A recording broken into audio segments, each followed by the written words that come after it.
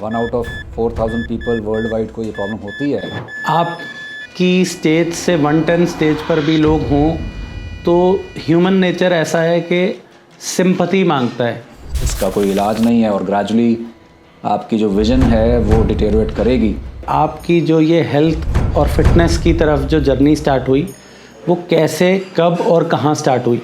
नीचे आने के जितना नीचे रॉक बॉटम आना था वो आ गया, पर उसके बाद सारा कुछ ऊपर बाउंस बैक होते गया और लगता था कि यार कुछ करना चाहिए, पर करने की कोई हिम्मत ही नहीं होती थी। कौन मेरे को ट्रेन करेगा, कौन मेरी हेल्प करेगा। अपनी इतने बड़े फिजिकल चैलेंज को कभी भी अपनी वीकनेस नहीं बनने दिया। इंसान की जो वीकनेस है वो ही उसकी स्ट्रेंथ है।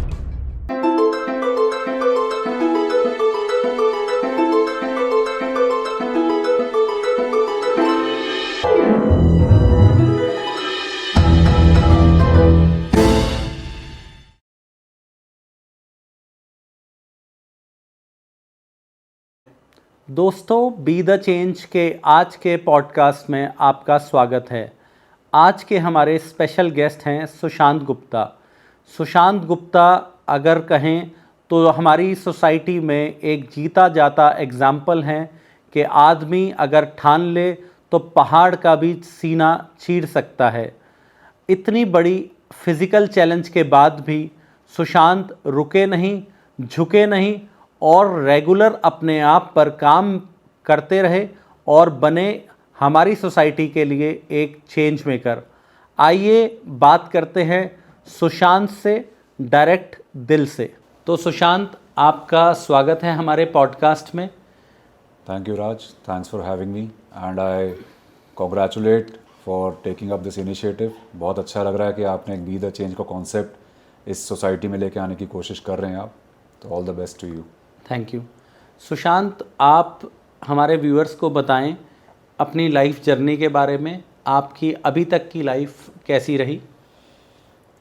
वेल, लाइफ तो जैसे एक नॉर्मल इंसान की होती है और बिजनेस फैमिली से मैं बिलोंग करता हूँ। सेकंड जनरेशन एंटरप्रेन्योर हूँ। फादर का मेरे ट्रांसफार्मर मैन्युफैक्चरिंग का बिज़नेस है और इंजीनियरिंग के बाद मैंने उनको ज्वाइन किया। कुछ एक दो और बिजनेसेस में भी हाथ आजमाए और right now I would be turning 42 और इस जर्नी में काफ़ी उतराव, काफ़ी अप्स एंड डाउन्स देखे हैं लाइफ में। तो शायद आज मैं जो भी हूँ उसी का एक प्रोडक्ट हूँ। ओके। तो सुशांत, अगर आपसे पूछा जाए कि अपनी लाइफ का कोई ऐसा इंसिडेंट, कोई टर्निंग पॉइंट ऑफ लाइफ जब आपको ऐसा रियलाइज़ हुआ कि बिल्कुल एक यू टर्न या 360 डिग्री एक टर्न ले लिया लाइफ में, तो वो कोई इवेंट अगर आपको याद आए? राज, ऐसे 2 इंसिडेंसेस रहे थे जहाँ पे लाइफ एब्सोल्युटली एक फ्लिप हो गई थी। मुझे याद है जब मैं इंजीनियरिंग करके हॉस्टल से आया और यहाँ पे ड्राइव करता था तो अक्सर मुझे शाम के टाइम थोड़ा जब हेज़ी सा माहौल हो जाता है तो मुझे ड्राइव करते हुए थोड़ी दिक्कत होती थी। नाइट ड्राइविंग में भी मेरे को दिक्कत होती थी। तो ऐसे ही एक दिन अपने एक फ्रेंड के साथ मैं किसी आई डॉक्टर के पास चला गया चेकअप कराने। कुछ उस टाइम मैं कॉन्टैक्ट लेंसेज यूज़ करता था तो मुझे लगा कि शायद कुछ स्क्रैचेस होंगे या कुछ आईज़ पे कुछ ऐसा हुआ होगा। एंड यू वुडंट बिलीव कि जब मैं बैठा उन्होंने जो डायग्नोस किया तो कहते हैं आपकी प्रॉब्लम तो it's a rare problem, 1 out of 4,000 people world wide को ये प्रॉब्लम होती है, जेनेटिक प्रॉब्लम है, इसका कोई इलाज नहीं है और ग्रेजुअली आपकी जो विज़न है वो डिटेरियोरेट करेगी, स्टार्टिंग विद नाइट विज़न, फिर कलर विज़न, फिर आपका जो सेंटर विज़न है वो भी धीरे धीरे इसमें चला जाता है। उस समय तो सुन के मेरे को एक बार तो हंसी आ गई कि यार ये ऐसी डॉक्टर बकवास कर रहा है, ऐसा कुछ नहीं होने वाला। बट अंदर से मैं बहुत सहम गया। किसी तरह से जब घर में बताया तो घर वालों भी बड़े चौकन्ने हो गए, मतलब बड़ा उनको सदमा सा लगा कि ये क्या हो गया। और वो एक ऐसा पॉइंट था जहाँ पे आई वाज जस्ट 23-24, कॉलेज से अभी निकला था और मुझे लगा यार इस यंग एज में मेरे साथ ये ऐसा हो गया। एंड आई स्टिल रिमेंबर वो कितनी स्लीपलेस नाइट्स, रोते हुए सोचते हुए कि फ्यूचर कैसे होगा, मेरा क्या होगा एज़ कम्पेयर टू, एक होता है ना माइंड में कंपैरिजन आता है कि यार मेरे सारे फ्रेंड्स तो लाइफ एंजॉय कर रहे हैं, ऐसा क्या है कि मेरे साथ ये चीज़ हुई है और ऐसा क्यों है कि इसका कोई इलाज नहीं है। तो वो एक बड़ा डाउनवर्ड स्पाइरल की तरह फेस था जहाँ से चीज़ें आगे चढ़ के नीचे ही आती गई। तो वो एक टर्निंग पॉइंट था। फिर सेकंड एक टर्निंग पॉइंट जो शायद 10 साल के बाद मेरे को लगता है कि वहाँ से एक अलग टर्निंग पॉइंट शुरू हुआ जहाँ से हेल्थ, फिटनेस और वो सब चीज़ें जो ट्रांसफॉर्मेशन वाली एक जर्नी थी, वो एक दूसरा मेरा टर्निंग पॉइंट था जो शायद 35 की एज में शुरू हुआ। तो सुशांत, आप शेयर करना चाहेंगे कि आपकी जो ये हेल्थ और फिटनेस की तरफ जो जर्नी स्टार्ट हुई वो कैसे, कब और कहाँ स्टार्ट हुई? वेल ये बड़ा एक इंटरेस्टिंग सा इंसिडेंस रहा कि मेरे कुछ अजीज़ दोस्त ने सोचा कि चलो यार थोड़ा सा अपनी फिटनेस की तरफ बढ़ते हैं। तो ऐसे एक छोटा सा ग्रुप फॉर्म हुआ कुछ फ्रेंड्स का और हमने सोचा कि चलो एक मॉर्निंग वॉक की रूटीन बनाते हैं। उससे पहले मैं आज थोड़ा बताना चाहूँगा कि जो मेरा विज़न का प्रॉब्लम था जब ये डायग्नोस हुआ, उसके बाद मैं एक अलग ही जोन में इन्फीरियरिटी कॉम्प्लेक्स के एक उसमें निकलना, लोगों से मिलना, क्योंकि आईसाइट इंटैक्ट थी उस टाइम तक, बट ग्रेजुअली डिटेरियोरेशन हर साल 2 साल में हो रहा था और मुझे बड़ा हेजिटेशन होती थी कि लोगों से कैसे मिलूँगा, क्या वो सोचेंगे, मैं किसी चीज़ में टकरा ना जाऊँ, मैं क्या कहाँ अपने आप से जाऊँ। तो उस टाइम तो ड्राइव भी करता था, लिख पढ़ भी लेता था, पर ग्रेजुअली ये चीज़ लगा कि यार अब इसको कैसे आगे मूव करूँ। तो जब मेरे वो फ्रेंड ने बोला कि यार हम अपना मॉर्निंग वॉक करेंगे, तो मेरे लिए वो मॉर्निंग वॉक नहीं थी, मेरे लिए एक तरह से घर की वो 4 दीवारी से बाहर निकलना, अपने कंफर्ट जोन से थोड़ा सा हटके बट एक सेफ एनवायरनमेंट में फ्रेंड्स के साथ वो एक्सपीरियंस करने वाली एक सिचुएशन थी। और शायद उन लोगों के लिए तो एक नॉर्मल मॉर्निंग वॉक थी, मेरे लिए वो खुले आसमान में अपने दोस्तों के साथ किसी का हाथ पकड़ के वो 2-2.5 किलोमीटर की वॉक करना, और उसको कब वो वॉक थोड़े से रन की प्रैक्टिस की तरफ बढ़ी, कब वो वॉक से रन से मैराथन और फिटनेस की जर्नी शुरू हुई। और उस टाइम पे मैं आपको बताऊं कि मैं वज़न वाइज भी मेरा तकरीबन 104 किलो वेट हुआ था, 104-105 के आसपास था, और लगता था कि यार कुछ करना चाहिए, पर करने की कोई हिम्मत ही नहीं होती थी, हेजिटेशन होती थी कि मैं कैसे जाऊंगा, कौन मेरे को ट्रेन करेगा, कौन मेरी हेल्प करेगा। पर वो मेरा एक टर्निंग पॉइंट जो है वहाँ से आई वुड से कि एक बॉटम अप लाइफ गई है, बजाय नीचे आने के, जितना नीचे रॉक बॉटम आना था वो आ गया, पर उसके बाद सारा कुछ ऊपर बाउंस बैक होते गया। तो सुशांत, मुझे ऐसा लगता है कि आप ने कभी भी अपने एटीट्यूड से और अपने आप पे वर्किंग करने के कारण अपनी इतने बड़े फिज़िकल चैलेंज को कभी भी अपनी वीकनेस नहीं बनने दिया। वेल मुझे ऐसा लगता है कि इंसान की जो वीकनेस है वो ही उसकी स्ट्रेंथ है। मैं अभी कुछ दिन पहले आपको बताऊं राज कि मेरी मदर से बात हो रही थी, तो वैसे ही जैसे एक वो पंजाबी हमारा बोलचाल में रहता है, तो कहती तेरे उत्ते बहुत सारे कष्ट आए हैं कि बहुत सारी चीज़ें तेरे को भगवान ने तेरे से छीनी है, बट जो छीना है ना उसके बदले जो तेरे को दिया है, फोकस दिया है, जो तेरे को एक डेडिकेशन दी है, जो कमिटमेंट दी है, वो शायद हम सब लोगों में नहीं है। और मुझे यार उस दिन राज ऐसा लगा कि एक्चुअली ये ब्लाइंडनेस नहीं है, ये ब्लेसिंग है, एक स्ट्रेंथ है। अगर ये ना हुआ होता ना तो मैं एक नॉर्मल इंसान की तरह जैसे जीवन सब काट रहा होता, कोई सोचता ना, परवाह ना करता, पर क्योंकि एक चीज़ थी, एक जिद थी, एक आग थी, यार कुछ तो करना है अपने ऊपर, कुछ तो ऐसा करना है। मैं लाचार नहीं बैठ सकता, मैं साइड पे खड़े होके कि इसको जी एक प्रॉब्लम है, ये कोने पे खड़ा है, वो नहीं कर सकता था। तो वो एक जो ख्वाहिश थी ना, वो भी इसी आईसाइट की प्रॉब्लम ने ही दी है। और आज मैं जो भी हूँ, शायद जिससे शिकायत करा था ऊपर वाले से कि तूने मेरे को ऐसा किया, आज उसी ऊपर वाले का शुक्रिया अदा करता हूँ कि शायद अगर तूने ना दिया होता तो मैं अपने बारे में इतना गहराई से नहीं सोचता, इतना डेडिकेशन, इतना डिवोटेड मैं नहीं होता। तो मुझे तो लगता है कि आपकी जो वीकनेस है संभाल के रखो उसको, आपकी जो नेगेटिव्स आपको जो लाइफ दे रही है उसको भी संभाल लो, कहीं ना कहीं आगे जाके वही आपकी स्ट्रेंथ बनेगी at least that is what I have experienced in my life. आपकी बात सुनकर मुझे ऐसा लग रहा है कि अगर आपकी स्टेज से 110 स्टेज पर भी लोग हों तो ह्यूमन नेचर ऐसा है कि सिंपैथी मांगता है, सिंपैथेटिक हो जाते हैं लोग, चाहते हैं कि लोग मेरे से अलग तरह से व्यवहार करें, और आप अलग तरह से सोच रहे हैं कि आप चाह रहे हैं कि मैं अपनी स्ट्रेंथ से अपनी वीकनेस को ओवरकम करूं, जो कि आप कर रहे हैं। वेल मुझे राज हेल्प मांगते वक्त ना आज भी बड़ी कोफ्त होती है, बड़ी दिक्कत होती है, मांगनी पड़ती है, मजबूरी है, हर जगह मैं अपने आप नहीं जा सकता। एंड बाय गॉड्स ग्रेस मेरे को लगता है मेरा जो सपोर्ट सिस्टम है, मेरी फैमिली का, मेरे फ्रेंड सर्कल का, सोसाइटी का, तो हेल्प तो चाहिए होती है, पर मैं इस हेल्प को बेबस होके नहीं मांग सकता, मैं लाचार होके नहीं मांग सकता। आज मैं इसको कॉन्फिडेंस से मांगना चाहता हूँ। आज मैं इसको किसी का हाथ पकड़ता हूँ, ठीक है मजबूरी है मेरी, बट मुझे वो लाचारी नहीं देखनी अपने अंदर, मुझे वो अपने आप को छोटा करके नहीं देखना। वो एक चीज़ की अंदर से एक आग है, और जो मेरे को डर लगता था अब वो डर से मैं बाहर हूँ। जबकि प्रॉब्लम तो मेरी बढ़ चुकी है, विजन मेरी घट चुकी है, पर उसके बावजूद आज मुझे लोगों से मिलना है, मुझे सब जगह जाना है, मुझे किसी का हाथ पकड़ना है, किसी से हेल्प मांगनी है, वो सब चीज़ें मैं करने को अब हेजिटेट नहीं करता।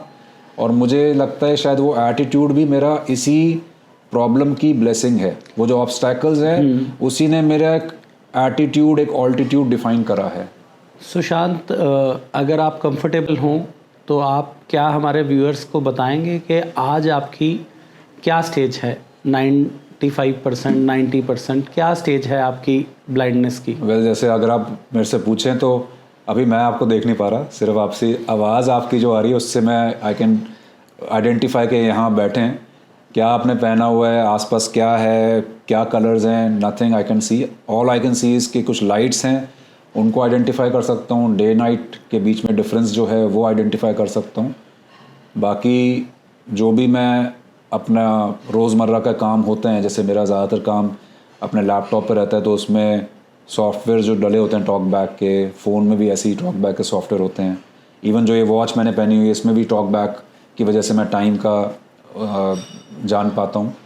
तो ये कुछ टेक्नोलॉजी की हेल्प की वजह से, जिसकी लर्निंग भी मैंने तकरीबन 40 की उम्र में जाके सीखना शुरू किया, जब बिल्कुल ही विजन एकदम से ऐसे बैठ गया था कि स्क्रीन्स दिखना एब्सोल्युटली ख़त्म हो गया था, तब मैंने इस चीज़ को, कुछ कोर्सेज़ ऑनलाइन थे, कुछ ऐसी एसोसिएशंस थी जिनके साथ जुड़ा और उन्होंने मेरे को इस चीज़ में गाइडेंस दी, ट्रेनिंग दी। तो अब विजन जो है मेरा वो I think somewhere between lost vision जो है 95% to 100%। 100% तो नहीं कहूँगा क्योंकि लाइट्स आई कैन स्टिल वो आइडेंटिफिकेशन रहती है, बट ये कंडीशन है। जैसे आपको देखकर मुझे भी इतना आइडिया नहीं लगा कि आप इस स्टेज पे हैं। रादर हमने जितने भी ऐसे लोग देखे लाइफ में, तो उनको तो ऐसे देखा कि भाई छड़ी लेकर चल रहे हैं, और मतलब आपको कैसे एक नॉर्मल ह्यूमन बीइंग की आप लाइफ जी पा रहे हैं। अगेन मैं इसका सारा श्रेय उस सुबह की एक छोटी सी शुरुआत को दूंगा, जब मैं लोगों से जिनसे डर रहा था ना, तो वो मैं लोगों से नहीं डर रहा था, मैं अपने आप से डर रहा था। लोगों की जजमेंट, क्या वो सोचेंगे, उस बात को जो मैंने दिमाग पे हावी कर लिया था, जो मैं हेजिटेट करता था कि मेरे बारे में क्या उनकी सोच विचार होगा, क्या ओपिनियन होगा, वो मेरे अपने ही दिमाग की पैदाइश थी। मैंने अपने आप से, अपने फियर से अपने आप को ही जीता है शायद। जब वो लोगों में जाना, लोग पूछते थे इनको क्या समस्या है, क्या है, धीरे धीरे वो कॉन्फिडेंस ऐसा बिल्डअप होता गया कि मुझे जो एक झिझक होती थी कि यार अननोन पर्सन से कैसे मिलूँगा, इनसे क्या बात करूँगा, मैं हाथ ये आगे बढ़ा के खड़े होंगे तो मेरे को पता भी नहीं चलेगा, तो अब मुझे वो डर नहीं लगता है। और वो भी वही बात मैं वापस लेके जाऊंगा कि जो 35-36 साल की उम्र के बीच में जब ये एक छोटा सा इनिशिएटिव था, वो मेरे लाइफ का टर्निंग पॉइंट, वो मॉर्निंग वॉक से शुरू होते हुए फिर मैं सेमिनार्स में गया, कुछ ट्रेनिंग प्रोग्राम्स किए, 100-200 लोगों से मिलना, स्टेज पे भी जाना, तो वो लगा कि यार क्या है ये प्रॉब्लम, तो मैंने माइंड में क्रिएट की हुई है प्रॉब्लम, ठीक है, बट हम सब में कहीं ना कहीं एक, मेरे को बड़ा आपको मैं शेयर करना चाहूँगा, एक ऐसी ट्रेनिंग प्रोग्राम था, उसमें 300 लोग बैठे हुए थे और जो कोच थे वो लाइफ कोच और इन सब चीज़ों के बारे में बात कर रहे थे। तो उन्होंने बताया कि एक कप सा बना के उसके अंदर पानी ड्रॉ करके कुछ दिखा रहे थे, जो मैंने थोड़ा थोड़ा समझ पा रहा था कि ये कुछ ऐसा बता रहे हैं। और मैं सबसे लास्ट रो में बैठा था क्योंकि मुझे ये लगता था आगे बैठूंगा तो मुझे लोग जज करेंगे, वो सब चीज़ें थी। और मैंने उनसे हाथ खड़ा करके पूछा कि सर क्या हो, अगर ये आप बोल रहे हैं कि लाइफ बाहर से नहीं, जो अंदर है आपके वो मैटर करता है, पर अगर आपका कप जिसकी आप बात कर रहे हो वो ब्रोकन हो तो क्या हो। और उनको मैंने बताया कि मेरे ये प्रॉब्लम है, ये सिचुएशन बताइए मैं क्या करूं। और उनकी बात मेरे दिल में आज भी ऐसी बैठी हुई है कि शायद मैं भूल नहीं सकता बताऊँ। कैसे सुशांत, आपको पता है कि आपकी क्या प्रॉब्लम है, आपको पता है कि इसको आपने ओवरकम करना है और आप उसके लिए सोच रहे हैं, कुछ आगे स्टेप्स ले रहे हैं। प्रॉब्लम हम सबके साथ है, नॉर्मल लोगों के साथ, जिनको अपनी प्रॉब्लम्स देखनी ही पसंद नहीं है। हम सब ने छुपा के रख दी अपनी प्रॉब्लम्स को, अपनी डिसेबिलिटीज़ को, क्योंकि हमारे पास वो गट्स ही नहीं है, हिम्मत ही नहीं है कि हम उसको फेस कर सकें। एटलीस्ट आपकी प्रॉब्लम को आप फेस तो कर रहे हो, आप उस पर कुछ वर्किंग तो कर रहे हो।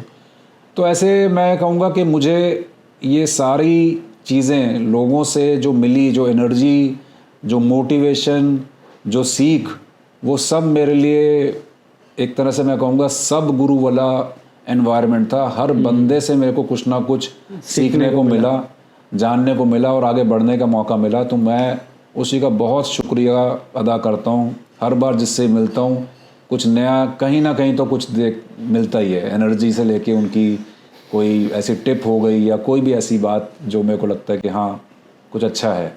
सुशांत, ये बताइए कि आप जो ये हासिल कर पाए, जहाँ तक भी आप इतने साल की जर्नी में आपने अपनी लाइफ को चेंज करा और अपनी बॉडी को चेंज करा, आप हमें अपना अगर डेली रूटीन शेयर करना चाहें।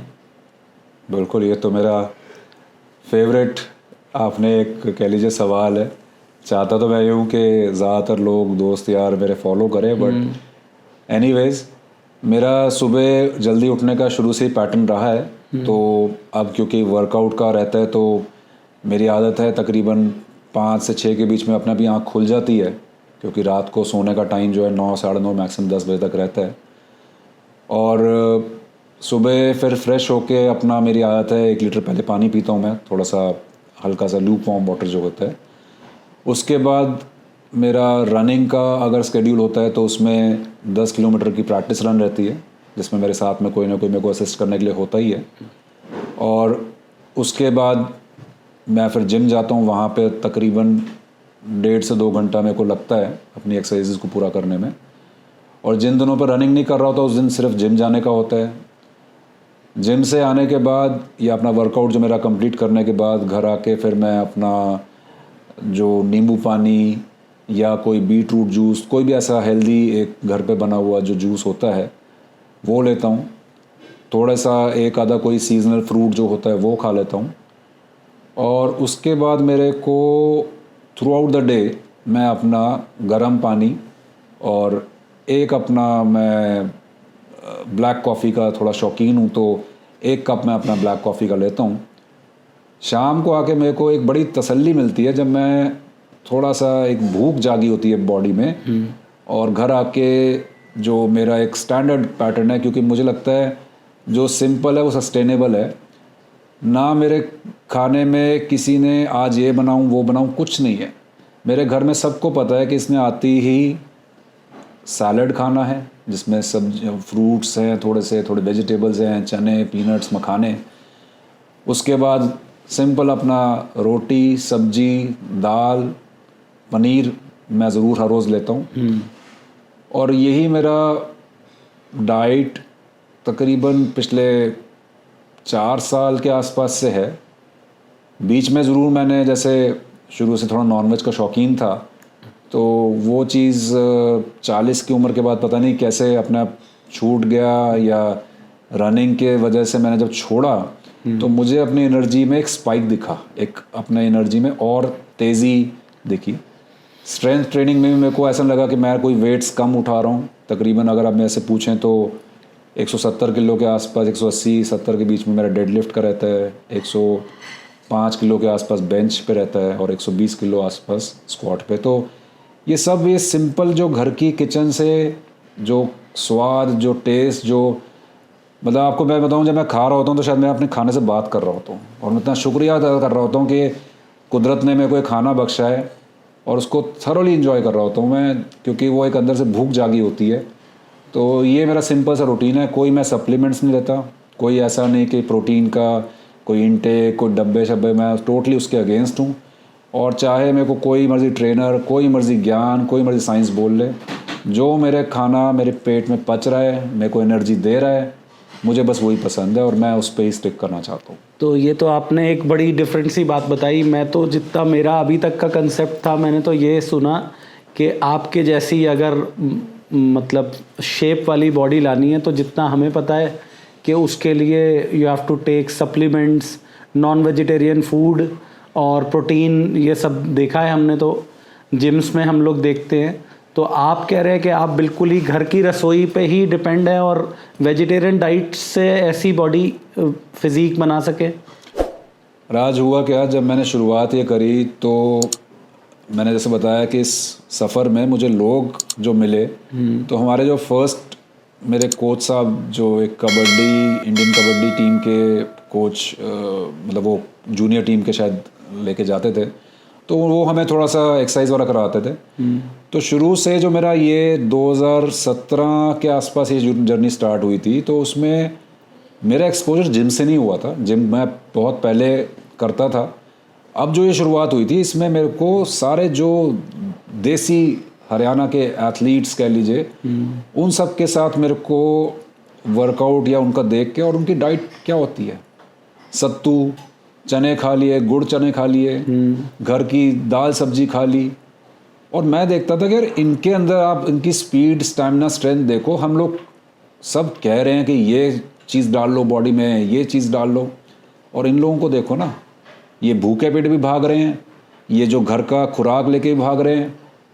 तो वहाँ से मेरा माइंडसेट बड़ा क्लियर होता गया कि मैं इस चीज़ में बिल्कुल देसी जो डाइट है वो रखूँगा। बीच में 1-2 बार मैंने कोशिश तो करी, पर मेरे को सूट नहीं करा। और मुझे लगता है कि जो हम लोगों की सबसे बड़ा एडवांटेज है इंडिया में, रसोइयों में ताज़ा खाना बनता है, गरम खाना खाने की हमारे पास एक सुविधा है, हम लोग इतने वैरायटी ऑफ फूड्स हम खा सकते हैं, कंज्यूम कर सकते हैं। तो उसी में आनंद लेके मैं तो बड़ा इसको एंजॉय करता हूँ। मुझे तो उन्हीं लोगों से शायद मेरा एक्सपोजर है। उसके बाद ठीक है, मैं जिम भी जानता हूँ, कई सालों से जिम भी जा रहा हूँ, पर मेरा जो शुरुआत रहा ना, उसमें ये चीज़ का शायद एक इम्पैक्ट अभी तक मेरे माइंडसेट में, और कि वो जो देसी लोग हैं ना, मैं उसी तरह से रहना चाहता हूँ, और उसी आयुर्वेदिक, उसी एक योगी टाइप डाइट, उस तरह से मैं अपने आप को बिल्डअप करना चाहता हूँ। ये मेरा एक ज़िद है, एक अपने अंदर एक एम्बिशन है कि ये चीज़ करके दिखानी ही दिखानी है। सुशांत, जैसे आपने कहा कि आप नेचुरल फूड पे रहना चाहते हैं, तो हमारा भी बी द चेंज में हमने एक इस चीज़ को प्रमोट करने का बनाया है कि हम लोग एक तो प्लास्टिक बॉटल्स को यूज़ नहीं करेंगे, हम लोग कांच की बॉटल्स को यूज़ करेंगे। काफ़ी साल से मैं खुद प्रैक्टिस कर रहा हूँ, और जितना भी हो सकेगा पैकेज्ड फूड को नहीं लेंगे। जो मुझे लगता है कि बीमारियाँ जितनी आजकल क्रॉनिक डिजीज़ है, कैंसर बढ़ता जा रहा है, ये पैकेज्ड फूड और ये सब जो बच्चे आज हमारे ड्रिंक्स पी रहे हैं, तो मैं खुद सत्तू लेता हूँ गर्मी में। अच्छा। और काफ़ी ऐसे जूसेस हैं, जैसे ABC जूस आजकल बड़ा कॉमन है। हाँ जी, हाँ जी। तो अगर ऐसी चीज़ें नेचुरल जो हमारी रसोई में हमारे बड़े बुजुर्ग ले रहे थे, तो वो प्रवृत्ति, एक वो सिस्टम चल रहा था, वो हमने शायद वेस्टर्न वर्ल्ड को देख के हम वहाँ से प्रभावित हुए और वहाँ से ये बीमारियाँ ले आए अपने घर में। और अब जैसे योगा डे कर दिया, अब देखा तो पिछले 5-7 साल से सब योगा कर रहे हैं। इवन बहुत लोग तो कोविड में ठीक हुए हैं योगा करके, माइंड का भी बैलेंस बनाया। तो आप भी क्या कभी मेडिटेशन या योगा ऐसी कोई प्रैक्टिस करते हैं क्या? देखिए, मेडिटेशन को मैं बिलीव बहुत ज़्यादा करता हूँ, और मैंने कुछ समय पहले तक करता था, और मेडिटेशन भी मैंने तरह तरह की प्रैक्टिसेस करी हैं, चैंटिंग से लेके चाहे ब्रीदिंग के ऊपर फोकस करना। और अभी भी अगर मैं आपसे एक बात करूं कि अभी मैं आपसे बात कर रहा हूं तो एक साउंड है जो हमारे सिर के पीछे चलती है, मैं उसको सुन सकता हूं, तो वो भी एक मेडिटेशन का फॉर्म होता है। ओके। ये सब चीज़ें मैंने एक्सप्लोर करने के लिए, जैसे मैं बाहर तो कहीं ज़्यादा जाता नहीं था, तो यूट्यूब पे थोड़ा सुन के या किसी से थोड़ा समझ लिया, एक आधा कोई ऐसा इवेंट ज्वाइन करके देख लिया। तो मेडिटेशन में पावर है, सर्टेनली आपकी एनर्जीज़ को चैनलाइज करता है। और मैंने प्रैक्टिस में कुछ समय तक रखा, बट अब मैं समहाउ थोड़ा सा फिज़िकल एक्टिविटीज़ में ऐसा इन्वॉल्व हो गया हूँ कि शायद मैं इसको समय दे नहीं पाता। But I do believe yoga, meditation, इसमें अपने आप में जो आज सारा वर्ल्ड आपको, इंडिया को जो एक स्पिरिचुअल कैपिटल हुआ करता था, आज उसकी साइंस, उसके चाहे वो न्यूट्रिशन है, चाहे योगा है, चाहे वो माइंडसेट है, उन सब चीज़ों पे आ रहा है। प्रॉब्लम सिर्फ ये है कि हम लोगों ने जो वेस्टर्न ट्रेंड्स को फॉलो करते हुए, जो ये फास्ट फूड का concept, easy availability of everything, एक ऐप पे आपने क्लिक मारा, आपके पास आधे घंटे में 15 मिनट में खाना जैसे मर्जी आ गया। वो कितना पुराना है, पैकेज्ड है, क्या है, हमें उसके बारे में परवाह नहीं है। But at the same time मैं देखता हूँ दोनों चीज़ें ही हो रही हैं। जहाँ एक तरफ मोटापा और प्रॉब्लम बढ़ रही हैं, वहाँ साथ साथ अवेयरनेस भी बढ़ रही है। तो आपके इस पैटर्न को फॉलो करने से, आप रेगुलर करते हैं, ये प्रैक्टिस करते हैं वेजिटेरियन फूड, हाँ जी। इसका ओवरऑल आपके वेल बीइंग पे कुछ इम्पैक्ट पड़ा है कि जिसको आप नोटिसेबल इम्पैक्ट कहते हो? सिग्निफिकेंटली नोटिसेबल इम्पैक्ट है ये। मैंने जैसे आपको बताया कि पहले मैं, वही बात है कि कोई कहता है भाई एग वाइट्स खा लो, तो मैं वो भी खा देता था, ब्लोटेड फील करता था। अब नॉनवेज का मेरा ऐसा इंटेक नहीं था, घर पे हमारे नहीं बनता और ना अलाउड है, तो वीकेंड्स पे अपना खा लिया।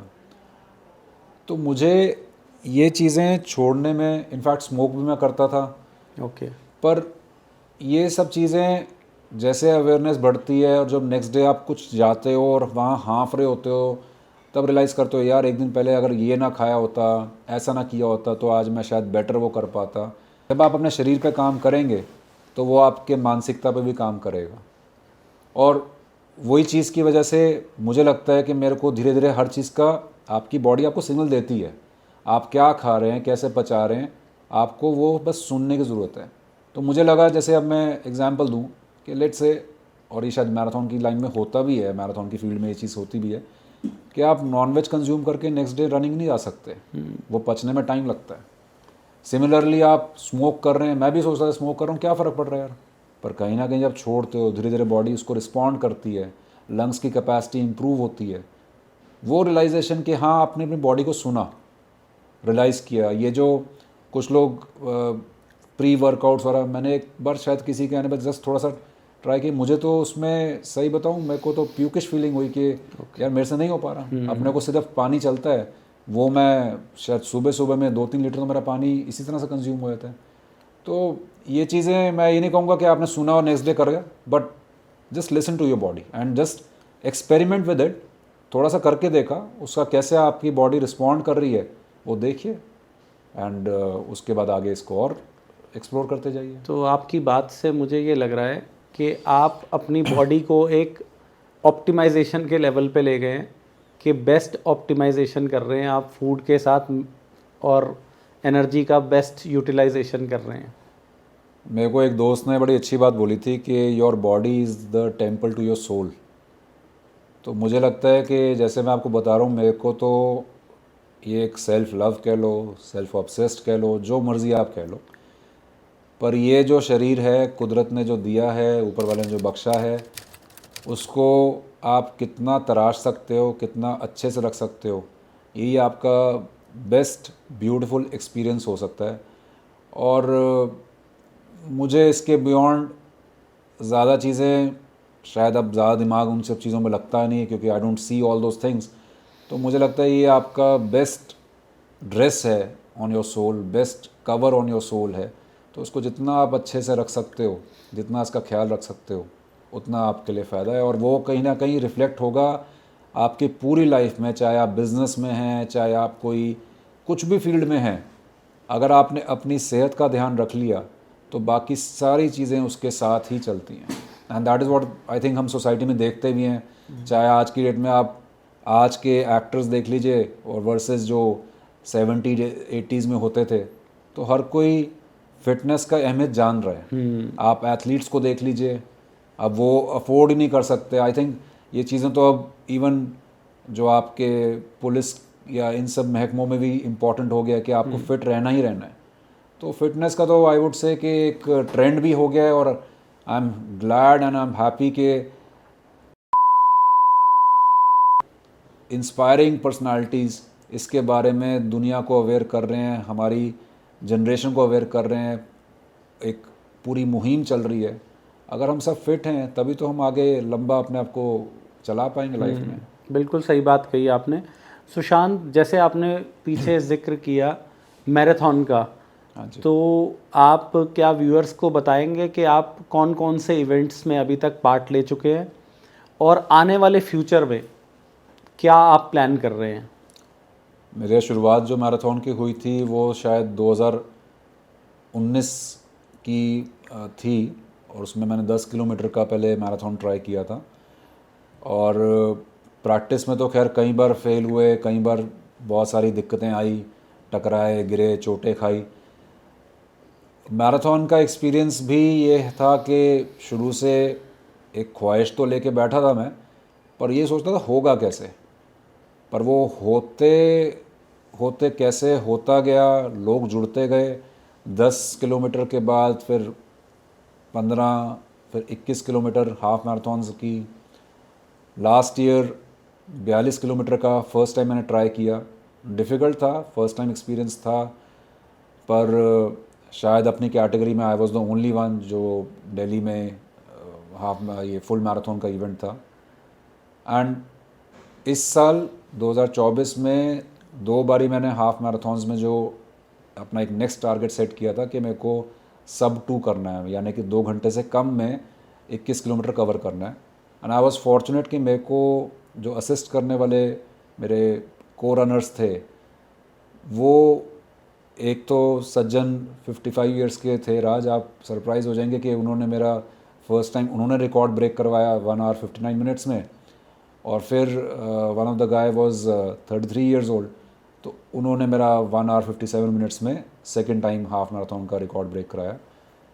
अब आगे का टारगेट मैं जो इस साल में एक डेवल सर्किट मैंने पार्टिसिपेट किया, उसमें एक ऑब्स्टैकल रेस होती है जिसमें जो इवेंट ऑर्गेनाइजर था उन्होंने खुद ही बोला कि you are the only one in this category to participate. और उसको करने के बाद अब ये एक लद्दाख में मैराथन है, सितंबर में शेड्यूल्ड है वो, तो उसमें पार्टिसिपेट करना है। इच्छा बाकी मेरी है कि आगे एवरेस्ट भी क्लाइंब करने का मन करता है, ट्रायथलॉन करने का मन करता है, आयरन मैन करने का मन करता है। तो देखते हैं किस तरह से ये सफ़र आगे बढ़ता है, कौन लोग जुड़ते हैं, कैसे मेरी हिम्मत मेरा साथ देती है। तो ये चीज़ तो आगे आगे एक्सप्लोर होगी। मुझे लगता है कि सुशांत, आप जो ठान लोगे ना वो आप पक्का कर लोगे, क्योंकि आप से तो इंस्पिरेशन, मुझे इतनी एनर्जी इस टाइम पे मिल रही है और मुझे मतलब लग रहा है कि हम लोग सब कुछ होने के बावजूद, जिसके पास फिज़िकल कोई चैलेंज नहीं है ऐसा, वो भी कुछ नहीं कर पा रहे, और आप इतना कुछ मतलब फिर भी आपका लाइफ के टवर्ड्स इतना पॉजिटिव एटीट्यूड है। और मुझे ऐसा लगता है कि सबसे बड़ी चीज़ जो आपके अंदर है वो ग्रेटिट्यूड है। एटीट्यूड से अच्छा आपका सबसे बड़ी स्ट्रेंथ आपकी ग्रेटिट्यूड है। जब आदमी ये सोच ले कि मैंने जितना मुझे मिला है उसका शुक्राना करना है, तो वो अपने आप ही प्रभु की ऐसी कृपा होती है। मुझे लगता है कि आप पर भी एक तरह से देखा जाए तो प्रभु ने अपना हाथ रखा हुआ है, आपका हाथ थामा हुआ है, तो आप इसी वजह से चलते जा रहे हो। बिल्कुल सही कह रहे हैं अबराज, क्योंकि मैं ये चीज़ तो कहूँगा कि शायद मैं फॉर्चुनेट हूँ कि एक ऐसे परिवार में मैं पैदा हुआ जहाँ पे मुझे फाइनेंशियली कोई बहुत ज़्यादा दिक्कत वाली चीज़ कभी महसूस नहीं हुई। तो आई एम सो थैंकफुल कि मेरे फैमिली सपोर्टिव है, जिस सोसाइटी में मैं हूँ, जिस एनवायरनमेंट में मैं हूँ, वहाँ फ्रेंड सर्कल इतना है कि वो मेरे को सपोर्ट करता है। तो जो ऊपर वाले ने कमी दी है, साथ साथ उसने बैलेंस करने के लिए ये सहूलियत भी दी है, जो शायद मुझे लगता है, आपने जैसे पूछा ना कि ये चीज़ें, अब मैं जैसे देखता हूँ किसी को कोई डिसेबिलिटी है और अगले के पास रिसोर्सेज नहीं है, गरीब हैं, तो सोचता हूँ यार मेरे से ज़्यादा तो दिक्कत इनको है। आप इनकी कंडीशन देखिए, मेरे पास तो बहुत सारी फैसिलिटी हैं, शायद इनके पास तो वो है ही नहीं। और दूसरा मुझे लगता है कि लाइफ में कुछ कमी होना ज़रूरी है। आप भूखे को लंगर जब खिलाते हैं, प्यासे को जब प्यास पानी से बुझती है, वो भरे पेट वाले को नहीं उसकी रियलाइजेशन होती। तो ये जो एम्प्टीनेस है, ये जो एक कुछ कमी है, ये मैं तो कहूँगा हर एक की लाइफ में होना चाहिए। आपने पूरा कापी भर दिया तो उसके बाद ऊपर उसके आप क्या डालोगे? तो ये शायद मेरे साथ भी ये चीज़ रही कि कुछ कमी थी, उसकी वजह से सोचने का मौका मिला। और मैं भी ये कहूँगा कि शायद लाइफ में आपको वो स्ट्रगल्स, वो तंगी, वो थोड़ी सी कमी ऊपर वाला दे, ताकि आप हम सब मतलब उसके बारे में सोच विचार सकें, अवेयर हो सकें और अपने को एक बेटर वर्जन में आगे बना सकें। सुशांत, अगर आप हमारा ये पॉडकास्ट किसी दिन हमारी तो आप अपनी कम्युनिटी, जो लोग ऐसे फिज़िकल चैलेंजेस के साथ स्ट्रगल कर रहे हैं, आप उनके लिए कुछ एक मैसेज अगर देना चाहें तो वो क्या होगा मैसेज? चीज़ को, क्योंकि बीच में मेरा कुछ 2019-20 के बीच की बात है, जब मैं कोविड से पहले थ्रोइंग इवेंट्स में ही पार्टिसिपेट कर रहा था, जिसमें शॉट पुट और जैवलिन थ्रो के ऊपर मैंने कुछ थोड़ा समय के लिए अपना रुझान किया। उस टाइम मेरे को ये चीज़ समझ में आई कि पैरा एथलेटिक्स, जो पैरा एथलीट्स हैं, जो डिसेबल्ड एथलीट्स हैं, उसमें बहुत फ़र्क आ चुका है। पहले राज आपको मैं बताऊं कि उन लोगों को कुछ भी अचीव करते थे जो डिसेबिलिटी या पैरा कम्युनिटी से जो लोग थे, उनको they were not paid equal as compare to normal athlete. अब मैं बहुत प्राउडली और शुक्रिया करते हुए गवर्नमेंट का कि जिस गवर्नमेंट ने उसको इक्वल स्टेटस दिया, उनके एफर्ट्स को now they are paid equal as compare to normal athlete. ये एक इतना बड़ा चेंज है, कितना बड़ा एक इंस्पायरिंग एक मोटिवेशन है उन लोगों के लिए जो कुछ करना चाहते हैं, पर उनको अगर आप नकार दें या उनको आधा कुछ पे कर दें तो they deserve equal amount of price. Secondly, अभी भी बहुत चीज़ें हमें इंफ्रास्ट्रक्चर लेवल पर करने की ज़रूरत है, चाहे वो हमारे कम्यूट करने के लिए रेलवे स्टेशंस हैं, बस स्टैंड्स हैं, फुटपाथ हैं, मार्केट्स हैं, शॉपिंग मॉल्स हैं। वो एक्सेसिबल करने के लिए बहुत सोच में बदलाव और शायद बहुत उसमें इंफ्रास्ट्रक्चर में बदलाव की ज़रूरत है। उसमें शायद काफ़ी बजट भी इन्वॉल्व होगा।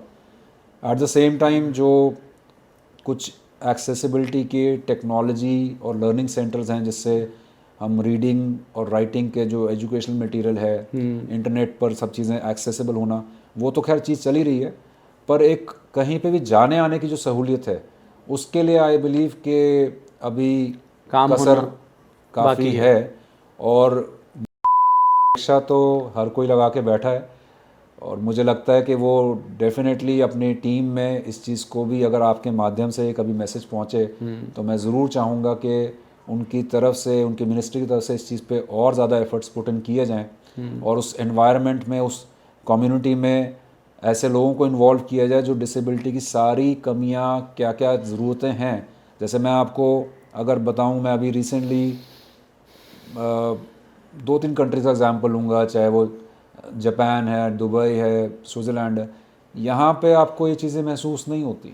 यहाँ पे बहुत उन्होंने डिज़ाइन ऐसा कर रखा हर चीज़ का कि मैं हैरान था। मेरे साथ में, मैं तो अपने बेटे का हाथ पकड़ के चल रहा था और वो कहता कि पापा कोई अभी यहाँ से भागता हुआ गया है, और वो ब्लाइंड था, उसके हाथ में स्टिक थी, क्योंकि उसके वो गाइड लगी हुई थी जिसमें वो स्टिक को लगा के, and he was running on the on that platform जो Okay. स्टेशन का, मेट्रो स्टेशन का वो था। तो मैंने कहा यार इस सोचने में मेरे को जोर पड़ रहा है। अब जैसे भी है, हमारी शायद जनता ज़्यादा है, हमारे थोड़ी दिक्कतें हैं, बट सोच है तो शायद वो दिक्कतों को भी कभी ना कभी मुझे लग रहा है पहले से हम इम्प्रूव कर रहे हैं डेफिनेटली इम्प्रूवमेंट और है। आगे भी आपकी शायद हमारा मैसेज जाएगा तो डेफिनेटली प्लान ऑन समथिंग बिल्कुल, ये बेटर। उम्मीद तो मुझे बिल्कुल है गवर्नमेंट से, PM की सुशांत, सबसे। आप ये बताएं कि आप से बात हो रही थी, आप कुछ सोशल कॉजेज़ के साथ भी जुड़े हैं, अपने लिए तो काम कर ही रहे हैं अपने पर, और आप समाज के लिए भी कुछ काम करते हैं। तो आप क्या क्या सोसाइटी में करते हैं वो थोड़ा सा बताएं। मेरा 2009 के आसपास की बात है कि रोटरी इंटरनेशनल, जो रोटरी क्लब्स हैं जिसके अंडर, तो उसमें इंक्लूड होने का, उसका एक हिस्सा बनने का मौका मिला। और साथ में सारे हम उम्र होने की वजह से सोच विचार में भी कोई ऐसी फ़र्क नहीं था। अब छोटे छोटे प्रोजेक्ट्स से, चाहे वो ब्लड डोनेशन है, ट्री प्लांटेशन से करते करते कुछ स्कूल्स, और वहीं से कुछ ऐसे स्पेशल नीड्स वाले जो लोग होते हैं, चाहे वो ओल्ड एज है, चाहे डिसेबल्ड वाले हैं। और मैं आपको राज बड़े फ़ख्र से ये चीज़ बताना चाहूँगा कि 2021 में मैं को अपने क्लब का प्रधान जो बनता है, प्रेसिडेंट जो बनने का मौका मिला। और मेरे ऊपर भी शायद मैं कहूँगा फिर से वही ब्लेसिंग वाली बात है कि मुझे उस दौरान ऐसा साथ मिला, ऐसे प्रोजेक्ट सामने आए, क्योंकि मेरे विज़न में था कि मैं कुछ डिसेबल्ड कैटेगरी के लिए कुछ कर सकूं। तो एक ब्लाइंड स्कूल में हमने सारे मेंबर्स की मदद से एक टॉयलेट ब्लॉक बनवाया। एक ऐसी मेंटली रिटार्डेड आश्रम था, वहाँ एक बिल्डिंग ब्लॉक उनका नया क्रिएट कराया।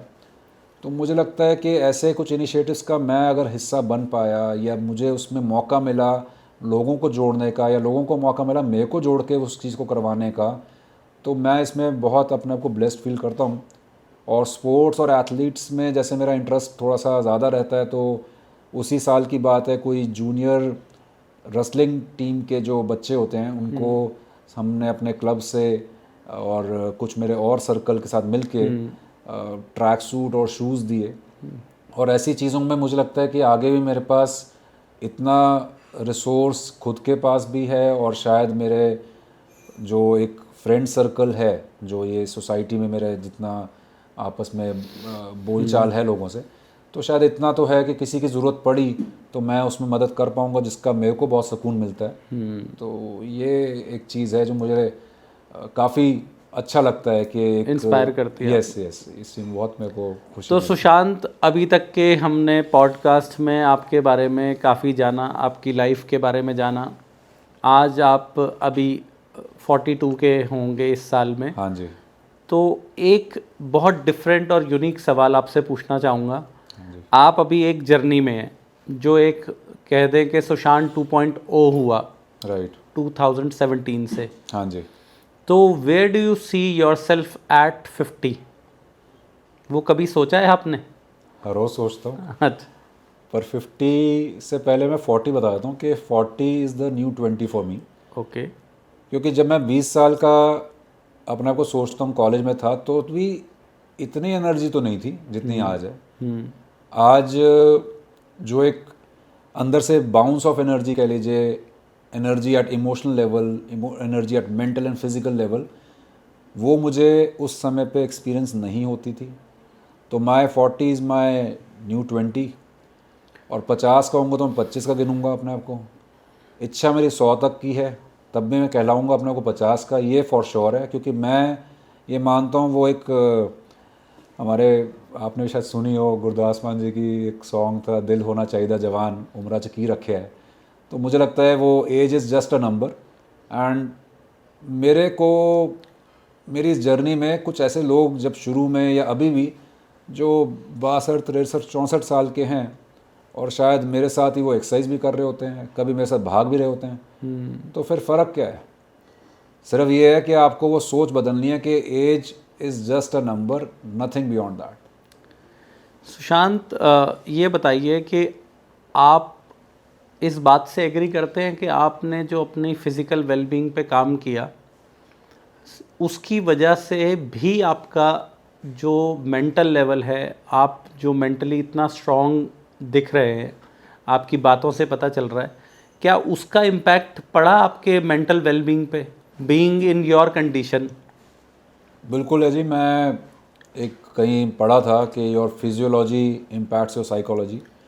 तो जो भी चीज़ ये है, ये कुछ लोग इसको कहेंगे कि आपका माइंड डिटरमिन करता है आपकी बॉडी को। मुझे लगता है शायद मेरे केस में बॉडी ने डिटरमिन किया मेरे माइंड को।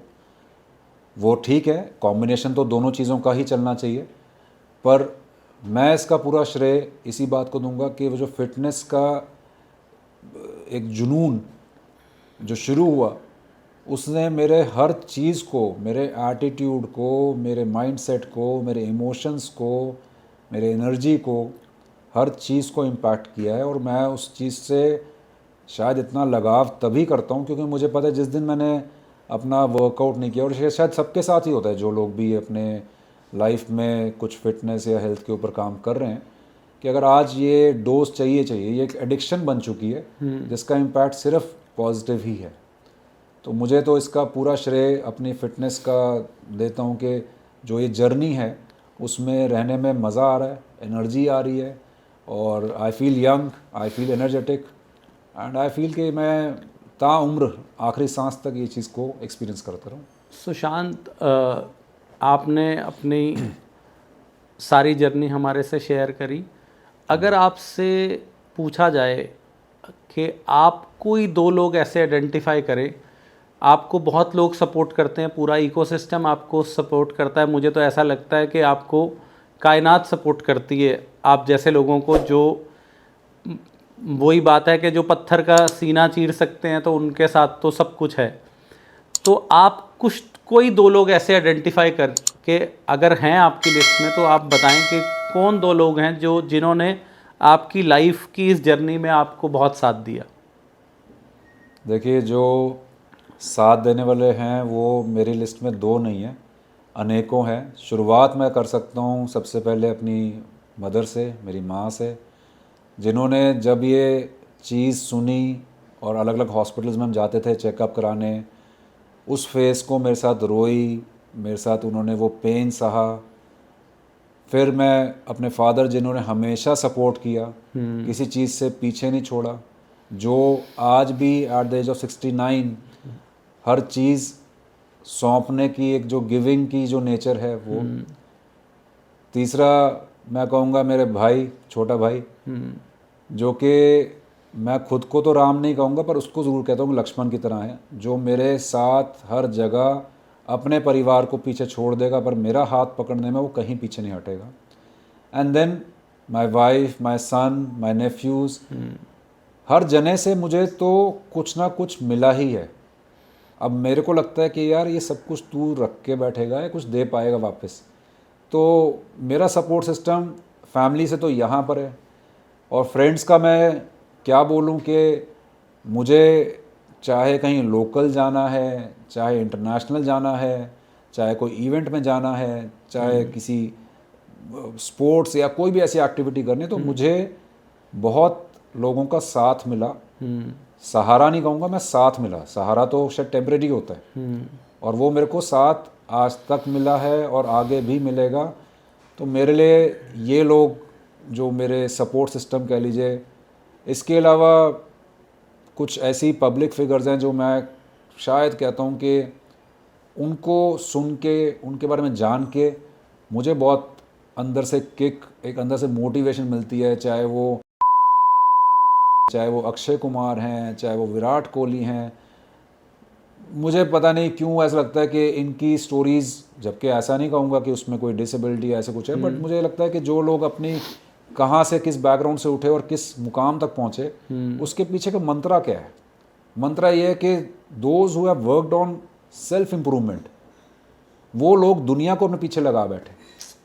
आज अगर आप सोचें कि सेल्फ इम्प्रूवमेंट, सेल्फ कंट्रोल कोई बंदा सोचना शुरू कर दे, तो आप अपना तो मुकाम हासिल करेंगे और दुनिया आपके पीछे अपना साथ देने को, सपोर्ट देने को पूरी तरह से तैयार होगी।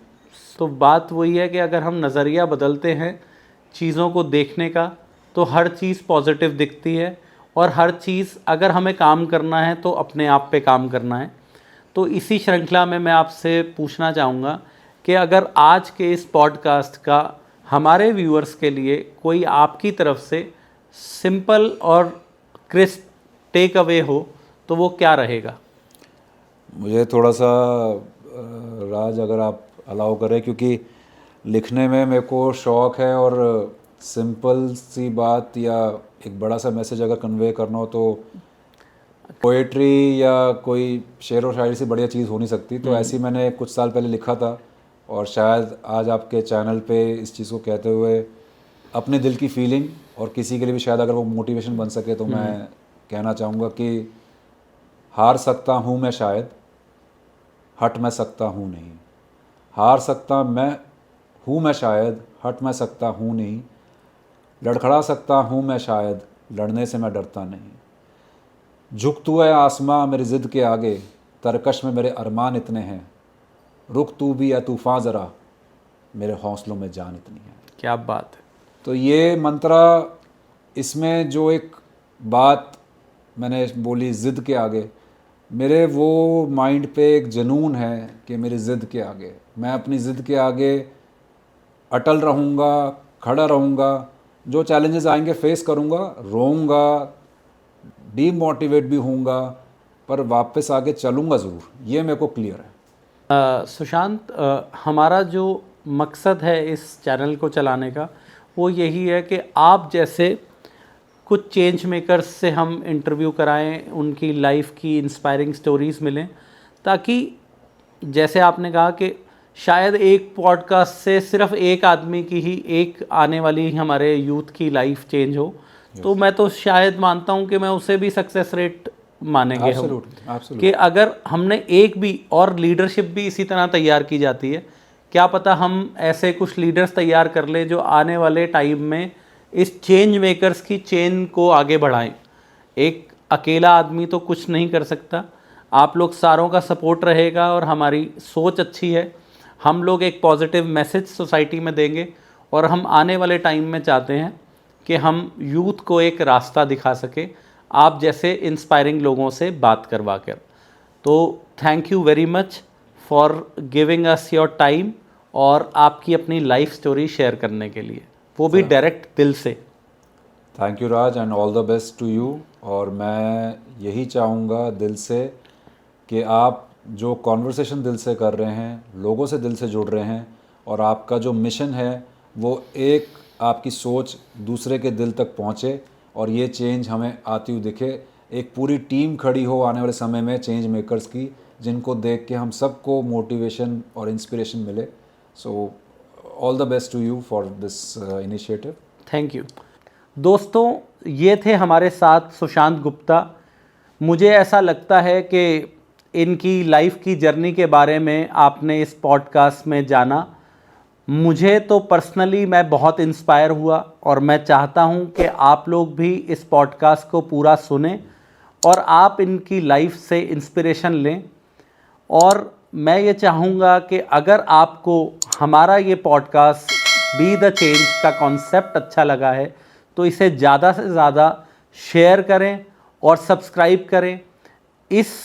आपके इस छोटे से प्रयास से शायद हम बी द चेंज मेकर्स की एक चेन को चला पाएँ, और हम अपनी सोसाइटी में एक ऐसी मुहिम की शुरुआत करें जिसमें हम एक दूसरे के लिए मोटिवेशन की मिसाल बने।